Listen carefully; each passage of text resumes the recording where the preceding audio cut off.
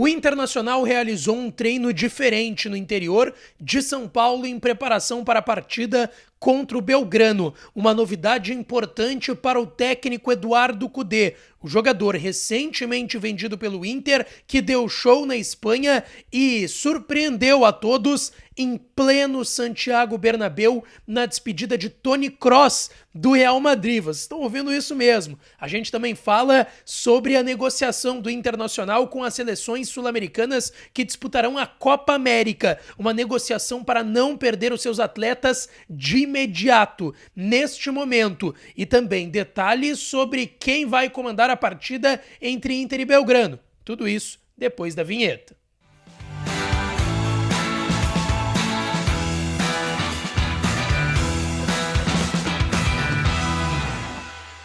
Fala, minha rapaziada! Sejam bem-vindos a mais um vídeo aqui no canal Lucas Dias Repórter, e nesse conteúdo, o que de mais importante aconteceu no dia do Internacional neste sábado, dia 25 de maio de 2024. Antes, não te esquece, deixa teu like no vídeo, te inscreve no canal e ativa as notificações para aqui já dessa força. Estamos muito próximos, faltam ali 150, 160 inscritos para chegarmos nos 63 mil. Então deixa teu like, te inscreve no canal e ativa o sininho das notificações por aqui. E é claro que esse conteúdo e todos os outros têm o apoio de KTO. KTO.com, a melhor casa de apostas do país. Aproveita o código DIAS para tu ganhar 20% de free bet no teu primeiro depósito. E amanhã tem um jogo solidário para ajudar as vítimas das enchentes aqui no estado do Rio Grande do Sul. Amanhã à tarde, com transmissão da Globo, diversos jogadores, famosos, celebridades, atores, atrizes, cantor, cantora, tem de tudo e tem o apoio da KTO nesse jogo e tem odds para você brincar e ganhar uma graninha se divertindo assistindo essa partida,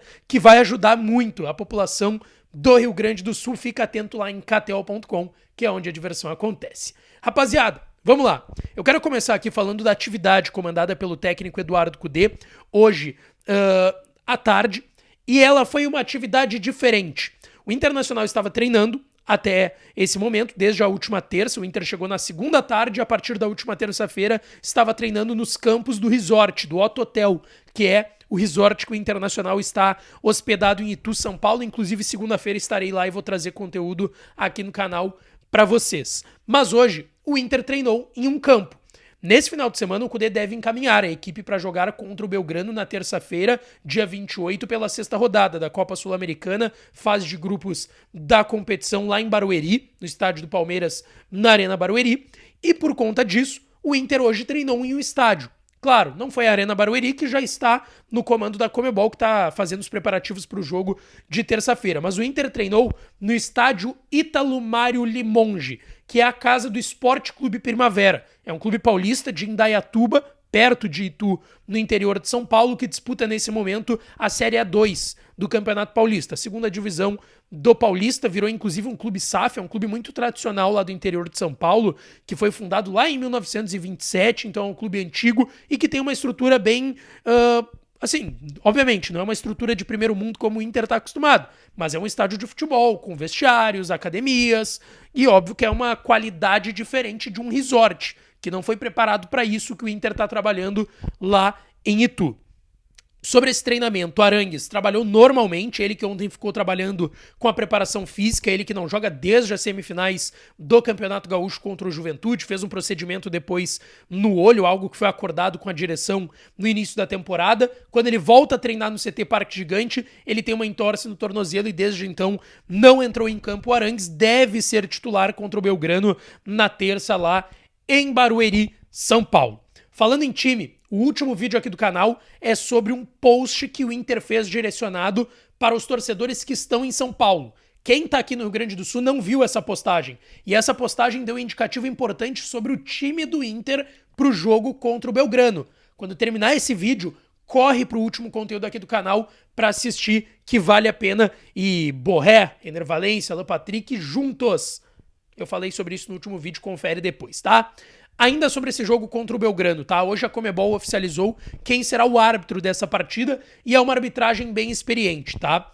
34 anos de idade, o árbitro venezuelano Alexis Herrera, que já apitou jogos por competições da Conmebol nesse ano de clubes brasileiros, tá?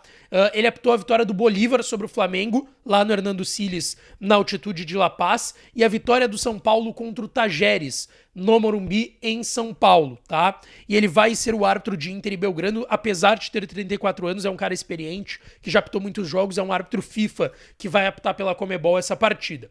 Os assistentes serão o Lubin Torrealba e o Alberto Ponte, ambos que também da Venezuela vêm. E no VAR, árbitro de vídeo, o Fernando Verrar, que é chileno, vai estar no comando do vídeo nesse jogo, terça-feira, então, lá em Barueri, São Paulo. Estarei lá em Barueri, em São Paulo, embarco na segunda-feira de manhã cedo, vou para Itu, deve ter uma coletiva por lá, vou trazer detalhes para vocês também aqui no canal. Gente, ainda sobre essa sequência que vai começar do Internacional, uma informação bem importante, tá? Porque eu venho falando nos últimos dias sobre os jogadores que serão convocados e vão representar as suas seleções na Copa América e vão, consequentemente, desfalcar o Inter. Por quê? A reunião da CBF é na segunda-feira, agora dia 27. Não se deve ter uma ênfase no tema de possibilidade de parada do Brasileirão durante a Copa América, tá? E dentro disso, o Inter vem conversando com as federações uruguaia, por conta do Rocher, equatoriana por conta do Ener Valencia e colombiana por conta do Borré. Explico aqui. O Inter está conversando, por exemplo, com a seleção colombiana, que convocou o Borré para os 2 amistosos que a seleção da Colômbia vai ter antes da Copa América. O Borré não está confirmado ainda para a Copa América, né? Foi uma convocação de 28 atletas, então 2 serão cortados dessa lista e aí vai oficializar a seleção para a Copa América. Não há uma tendência de que o Borré seja cortado, tá? Ele deve jogar a Copa América nos Estados Unidos, mas o Inter está tentando retardar a ida do Borré para se apresentar na seleção colombiana. Por quê?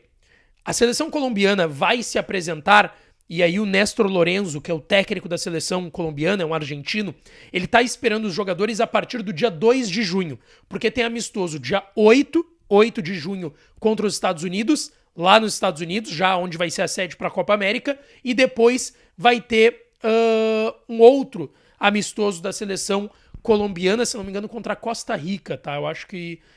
Não, Costa Rica joga o Uruguai. Deixa eu só pegar aqui.